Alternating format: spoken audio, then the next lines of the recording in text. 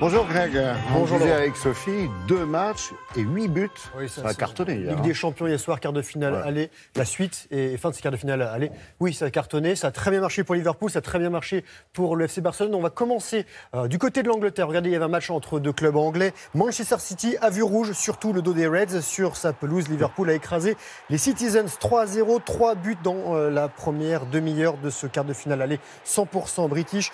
Et au mois de janvier, Liverpool avait infligé sa première défaite en championnat à Manchester City. Les Mancuniens sont leaders de Premier League. Leurs bourreaux du soir sont 3e. Et les 3 buts des Reds sont de Salah, Oxlade-Chamberlain et Mané. Qualification en vue donc pour Liverpool. Grosse option pour la qualification en demi-finale également pour le Barça, vainqueur de la Roma. Alors les Barcelonais ont profité de 2 buts du mauvais côté de l'AS Roma.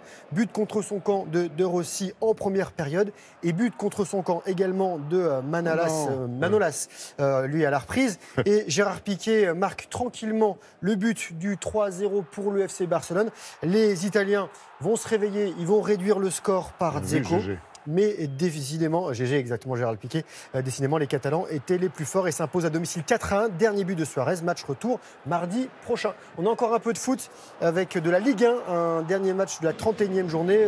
Monaco a lâché 2 points dans la course à la 2e place. Match nul 1 partout sur la pelouse de Rennes. Ouverture du score bretonne par Niagnon. Égalisation monégasque de Lopez. Le PSG reste leader. Monaco est 2e avec 5 points d'avance sur Marseille, 7 sur Lyon. Et Rennes est 5e. Ouais, ça fait du bien aux Bretons. Du basket aussi. Oui, alors avec une mauvaise nouvelle pour les Strasbourgeois qui ne sont plus sur la scène européenne, éliminés de la Ligue des Champions. Regardez ce qui s'est passé pour les Alsaciens, je vous explique tout. Et ils sont en gris la EK maintenant. Aussi, hein. Voilà, exactement, la EK Athènes, gros club. Éliminé en quart de finale de la Ligue des Champions. Strasbourg, en fait, a été battu à l'aller de 9 points par cette AEK Athènes et a été accroché à domicile hier soir, 83-83 au match retour. Donc ce n'est pas suffisant. Il reste qu'un représentant du championnat tricolore dans cette compétition, c'est Monaco. Et justement, le championnat de France, on en parle, match décalé de la 26e journée. Dijon en blanc sur son parquet, bat Nanterre 84-70. Dijon reste 4e. Les Franciliens tombent à la 7e place. Et Monaco, Strasbourg et Le Mans forment le trio de tête. Du tennis à Charleston, c'est en Caroline du Nord aux États-Unis. Alizé Cornet en forme. Elle est 37e mondiale. Elle a facilement battu la Slovène Hercog qui pointe au 83e rang, 6-2, 6-3.